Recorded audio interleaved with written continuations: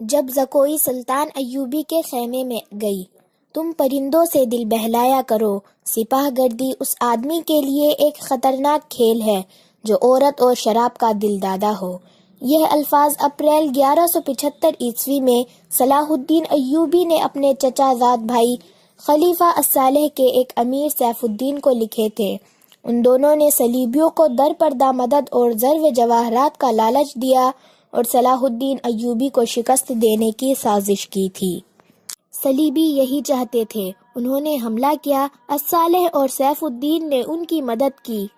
صلاح الدین ایوبی نے ان سب کو شکست دی۔ امیر سیف الدین اپنا مالومتا چھوڑ کر بھاگ گیا۔ اس کے جاتی خیمے گاہ سے رنگ برنگے پرندے، حسین اور جوان رقاص آئے، ناچنے والی لڑکیاں اور گانے والیاں، سغز اور سازیدے اور شراب کے مٹکے برآمد ہوئے۔ صلاح الدین ایوبی نے پرندوں کو، ناچنے گانے والیوں کو اور ان کے سازیدوں کو رہا کر دیا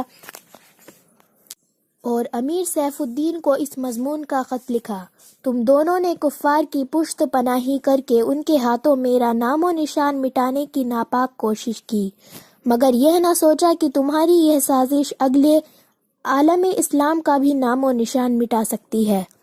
تم اگر مجھ سے حسد کرتے تھے تو مجھے قتل کرا دیا ہوتا۔ تم مجھ پر 2 قاتلانہ حملے کرا چکے ہو، دونوں ناکام رہے۔ اب ایک اور کوشش کر کے دیکھو، ہو سکتا ہے کہ کامیاب ہو جاؤ۔ اگر تم مجھے یہ یقین دلا دو کہ میرا سر تن سے جدا ہو جائے تو اسلام اور زیادہ سر بلند ہوگا، تو رب کعبہ کی قسم میں تمہاری تلوار سے اپنا سر کٹواؤں گا اور تمہارے قدموں میں رکھ دینے کی وصیت کروں گا۔ میں تمہیں صرف یہ بتا دینا چاہتا ہوں کہ کوئی غیر مسلم مسلمان کا دوست نہیں ہو سکتا۔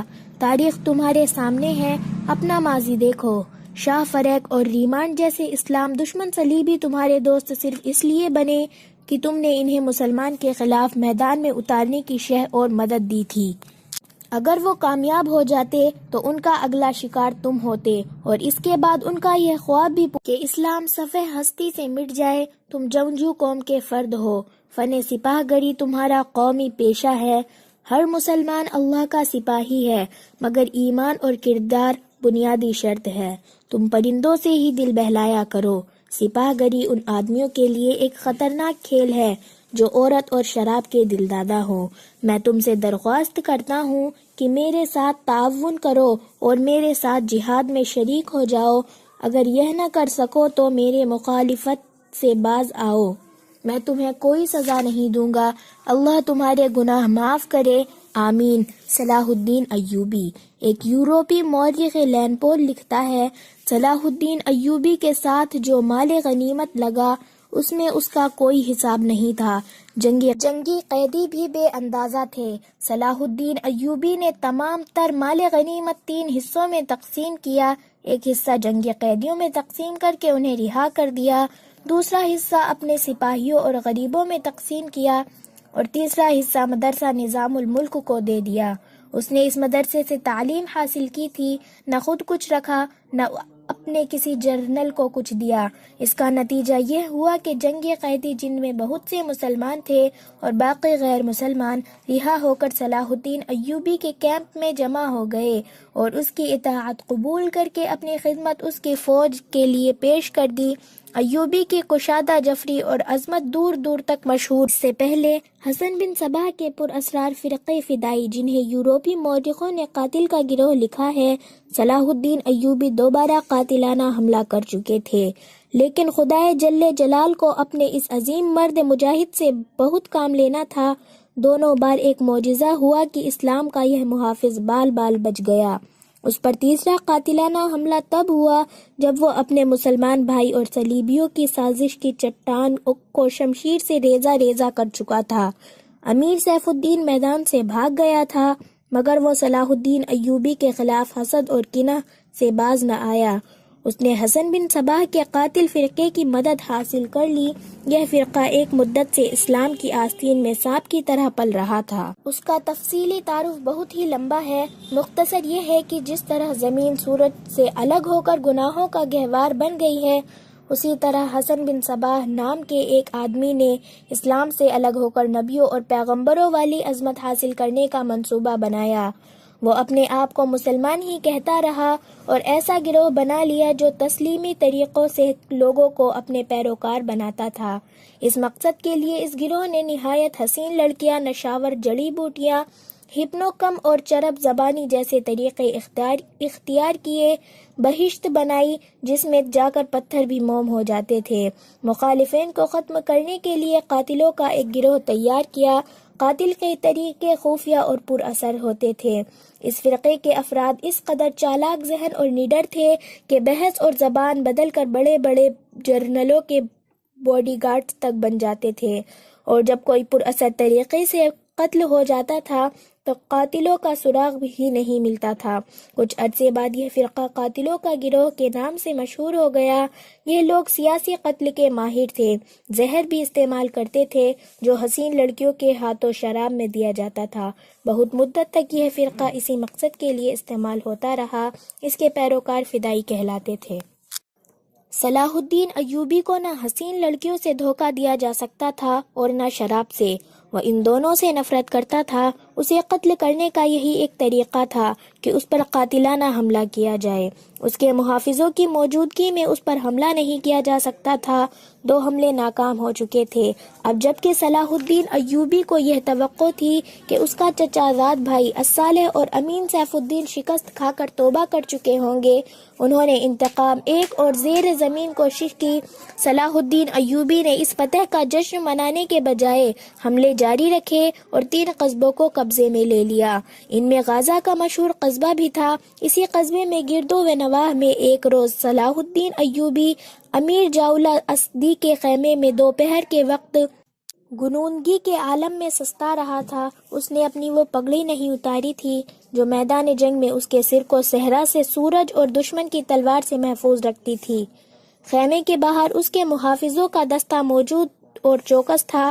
باڈی گارڈ کے اس دستے کا کمانڈر ذرا سی دیر کے لیے وہاں سے چلا گیا۔ ایک محافظ نے صلاح الدین ایوبی کے خیمے میں گرے ہوئے پردے میں سے جھانکا۔ اسلام کے عظمت کے پاسبان کی آنکھیں بند تھی۔ وہ پیٹھ کے بل لیٹا ہوا تھا۔ اس محافظ نے باڈی گارڈ کی طرف دیکھا۔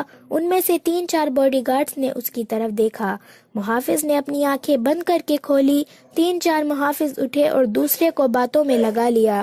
محافظ خیمے میں چلا گیا، کمر بند میں سے خنجر نکالا، دبے پاؤں چلا اور پھر چیتے کی طرح سوئے ہوئے صلاح الدین ایوبی پر جست لگائی۔ خنجر والا ہاتھ اوپر اٹھا۔ این اسی وقت صلاح الدین ایوبی نے کروٹ بدل لی۔ یہ نہیں بتایا جا سکتا کہ محافظ خنجر کہاں مارنا چاہتا تھا، دل میں یا سینے میں، مگر ہوا یوں کہ خنجر صلاح الدین ایوبی کی پگڑی کے بالائی حصے میں اتر گیا اور سر سے بال برابر دور رہا۔ پگڑی سر سے اتر گئی۔ صلاح الدین ایوبی بجلی کی تیزی سے اٹھا۔ اسے یہ سمجھنے میں دیر نہ لگی کہ یہ سب کیا ہے۔ اس پر اس سے پہلے ایسے 2 حملے ہو چکے تھے۔ اس نے اس پر بھی حیرت کا اظہار نہ کیا کہ حملہ ور اس کے اپنے باڈی گارڈز کے لباس میں تھا، جسے اس نے خود اپنی باڈی گارڈز کے لیے منتخب کیا تھا۔ اس نے ایک سانس جتنا عرصہ بھی ضائع نہ کیا۔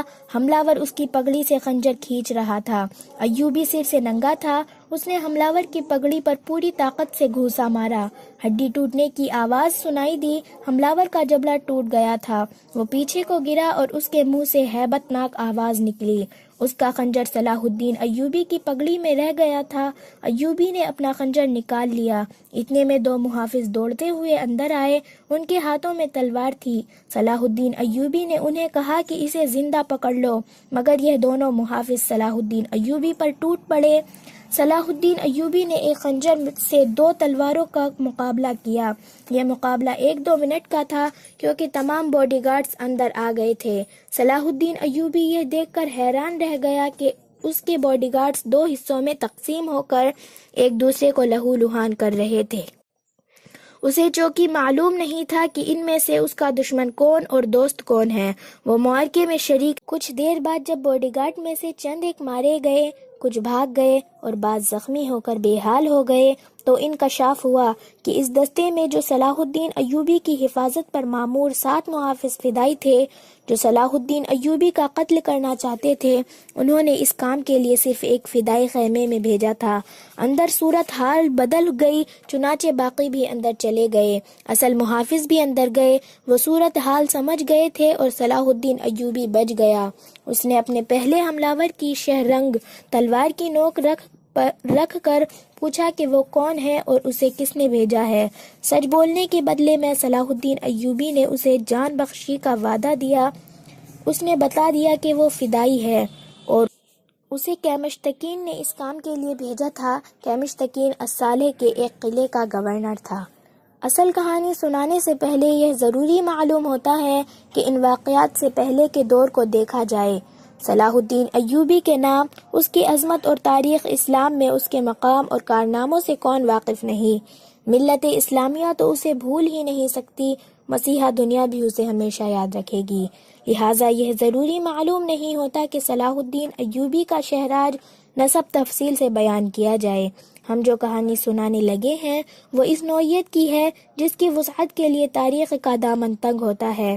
یہ تفصیلات واقعہ نگاروں اور قلم کاروں کی ریکارڈ کی ہوئی ہوتی ہے، کچھ سینہ بسینہ اگلی نسلوں تک پہنچتی ہے۔ تاریخ کے دامن میں صلاح الدین ایوبی کے صرف کارنامے محفوظ کیے گئے ہیں، ان سازشوں کا ذکر بہت کم آیا ہے جو اپنوں نے اس کے خلاف کی اور بڑھتی ہوئی شہرت اور عظمت کو داغدار کرنے کے لیے اسے ایسی لڑکیوں کے جال میں پھنسانے کی بار بار کوشش کی گئی جن کے حسن میں طلسماتی اثر تھا۔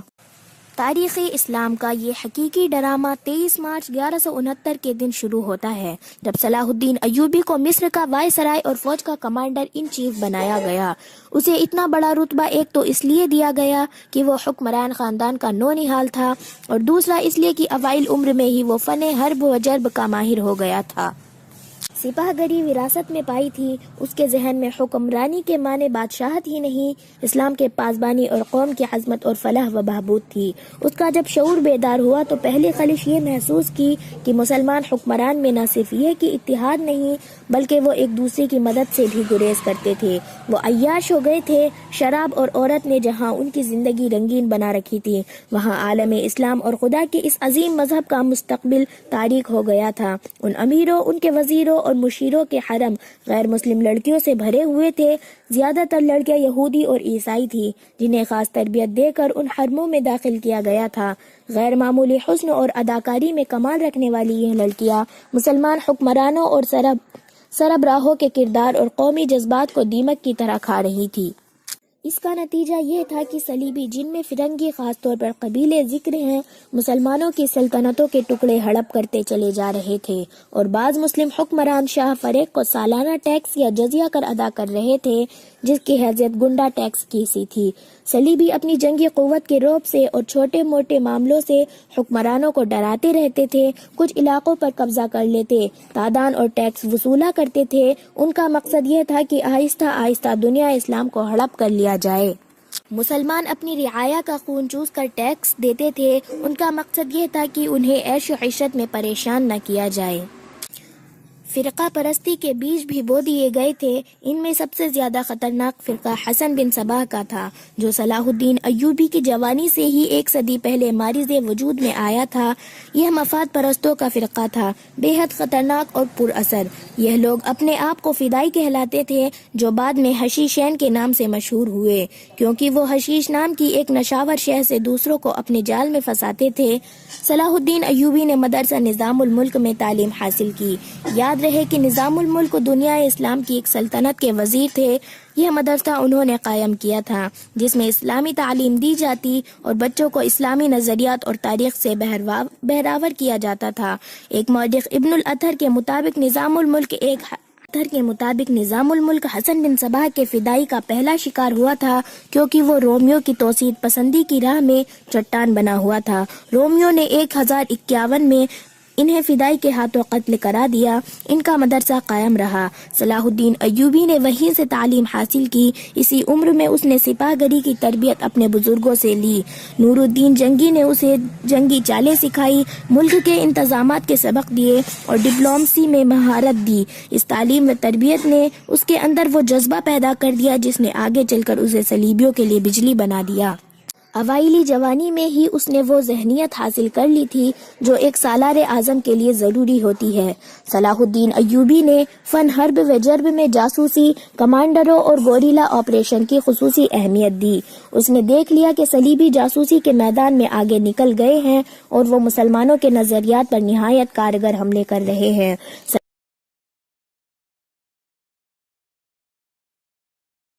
صلاح الدین ایوبی نظریات کے محاذ پر لڑنا چاہتا تھا جس میں تلوار استعمال نہیں ہوتی۔ اس کہانی میں آگے چل کر آپ دیکھیں گے کہ اس کی تلوار کا وار تو گہرا ہوتا ہی تھا، اس کے محبت کا وار اس سے کہیں زیادہ مار کرتا تھا۔ اس کے لیے تحمل اور بردباری کی ضرورت ہوتی ہے جو اس نے اوائل عمر میں ہی اپنے آپ میں پیدا کر لی تھی۔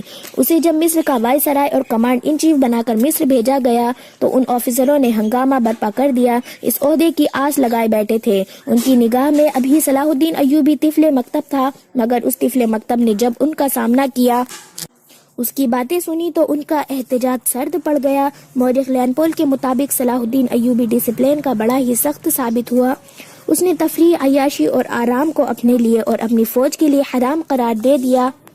اس نے اپنی دماغی اور جسمانی قوت کو صرف اس مقصد پر مرکوز کر دیا کہ سلطنت اسلامیہ کو مستحکم کرنا ہے اور صلیبیوں کو اس پر زمین سے نکالنا ہے۔